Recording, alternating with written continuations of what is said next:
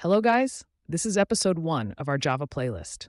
In this channel, we make programming easy, and today we will learn about the print method in Java. The print method in Java is used to display a text on the console. To use the print method, write the word system, capitalized followed by a dot. After the dot, write the word out, all lowercase followed by another dot. After the second dot, write the word print, followed by a set of parentheses. Make sure to write everything without any spaces.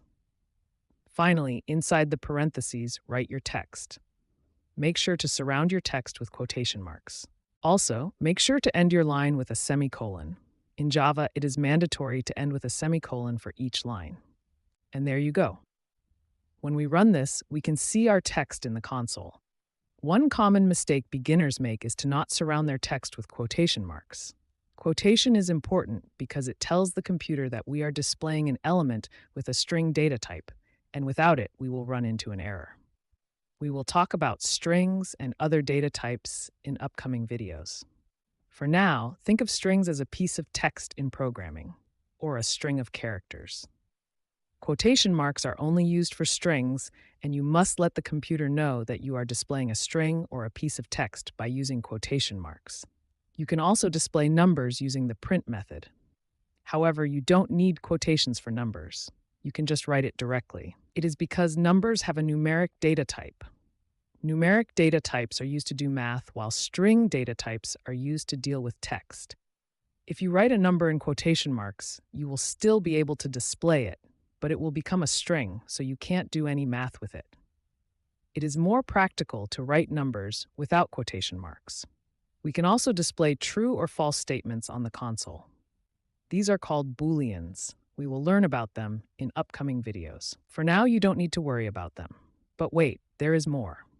There is more than one print method in Java. So far, we were talking about one type, but here are 3 main types. In this video, we will only discuss 2. We will talk about the other one when we are more knowledgeable.